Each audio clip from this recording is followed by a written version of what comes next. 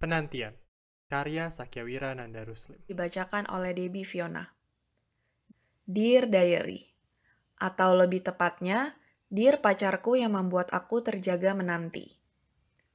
Aku sedang duduk di bangku restoran bakmi Gajah Mada di Terminal 3 Bandara Soekarno-Hatta. Setiap beberapa menit sekali, melalui loudspeaker, suara lembut nan jelas menggema di seluruh terminal, mengumumkan penerbangan-penerbangan yang akan segera diberangkatkan. Tapi entah kenapa, kedatangan gak ada pengumumannya. Ya memang, aku bisa lihat sendiri di layar monitor kedatangan. Tapi rasanya aneh harus mundar-mandir cuma untuk tahu kalau pesawat kamu belum juga mendarat. Kamu memang suka membuat aku menunggu. Padahal sudah dikasih tahu dari dulu bahwa itu adalah hal yang paling aku benci. Terakhir kita jalan 3 tahun yang lalu, sebelum kita pacaran. Kamu nyetirin kita ke sebuah shopping mall di daerah Jakarta Pusat. Kita memutuskan untuk berpencar sementara, karena aku harus belanja cukup banyak untuk hadiah tahun baru Imlek buat keluarga. Sedangkan kamu harus ke iBox untuk mengurus servis laptop kamu. Setelah sekitar 2 jam, aku pun telepon kamu untuk kasih tahu kalau aku sudah selesai. Entah kenapa saat angkat teleponnya kamu terdengar agak panik. Kamu bilang, "Tunggu sebentar ya, kamu mau tunggu di Starbucks dulu, atau gimana?" Jadi aku tunggu di Starbucks. Setengah jam lewat, lalu 1 jam, lalu 1,5 jam. Lalu kamu datang sambil terisak-isak kehabisan nafas. "Kamu ngesot ke sini atau gimana?" Tanyaku marah. Maaf, yuk kita makan." Saat makan malam, kamu ngaku kalau tadi abis selesai dari iBox, kamu bengong terus jalan ke parkiran, masuk mobil terus nyetir pulang ke Bogor. Kamu bilang kamu udah sampai Cibubur pas angkat telepon aku. Emang gila nih orang, pikirku saat itu. Kamu pun berulang-ulang minta maaf. Kamu bilang kamu bakal bayarin makan malam selama sebulan sebagai persembahan minta maaf. Persembahan, dikira Gunung Merapi kali gua. Tapi ya aku memang gak terlalu marah juga. Aku memang tahu kamu suka bengong dari dulu. Entah berapa kali aku harus jelasin ke petugas toko kalau kamu itu bukan copet. Ketika kamu lupa balikin barang toko yang lagi kamu genggam dan perhatiin dengan mata kosong. Ya mungkin kebiasaan aneh ini memang rahasia di balik kemahiran kamu mendeskripsikan berbagai macam barang di tulisan-tulisan kamu. Saking mahirnya, sekarang kamu bisa kerja di luar negeri sebagai lead marketing writer. Sungguh title yang aneh.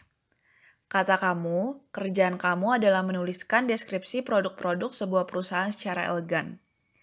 Agak skeptis sih sebenarnya. Habisnya surat-surat cinta yang kamu sering tulisin ke aku sejak kita pacaran, gak elegan sama sekali. Rambutmu hitam berkilau seperti sepatu hitam yang baru disemir. Kulitmu putih cerah seperti susu sapi yang baru diperah. Bego. Anyway, aku tentu aja akhirnya maafin kamu hari itu. Dan aku juga bakal maafin kamu hari ini, besok, dan hari-hari selanjutnya. Makanya, walau petugas sudah bilang bahwa pesawat kamu sepertinya delay lebih dari 12 jam, responku adalah cari show Netflix apa yang rantam episode-episodenya bertotal 12 jam. Karena aku tahu, seberapapun telatnya kamu pasti datang. Apalagi kamu sudah janji 1 tahun yang lalu. Tepat 1 tahun yang lalu, saat aku ada di pantai, di bawah teriknya matahari, aku angkat telepon dari kamu. Kamu bilang ke aku, kalau saat itu kamu gak bisa lihat langit yang sama dengan yang sedang aku lihat. Bahwa sekarang yang menerangi langit kamu itu rembulan, bukan mentari.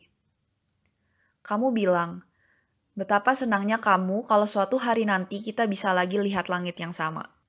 Betapa itu hal yang paling kamu mau di hidup kamu. Kamu tanya, apakah aku ngerasain hal yang sama? Suara hujan deras yang sedang turun di sana terdengar dari speaker. Tapi kamu sabar mendengar diamku yang sedang termenung dan berkontemplasi. Kamu tahu kan, aku gak suka ketidakpastian, tanyaku memecah keheningan. Tahu. Kamu udah yakin sama perasaan ini?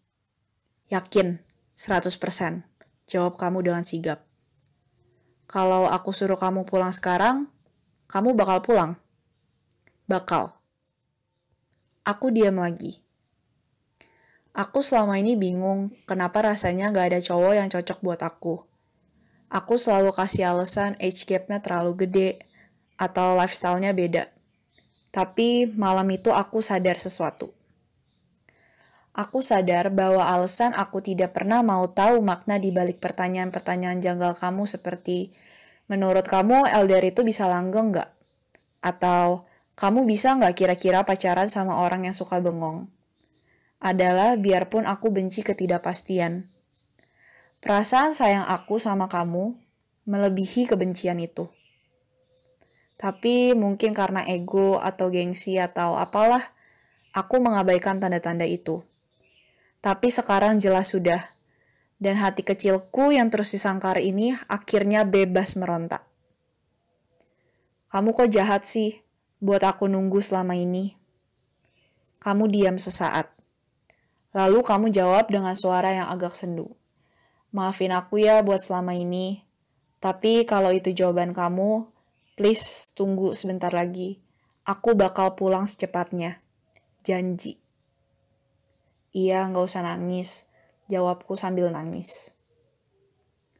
Setahun berlalu. Dan akhirnya kamu bisa pindah kerja balik ke Indonesia. Tapi lagi-lagi kamu telat. Meski dari itu, saat mamaku bilang, gak mungkin pesawatnya delay lebih dari 2 hari. Aku tetap gak mau pulang dari bandara. Aku tahu, kamu pasti pulang.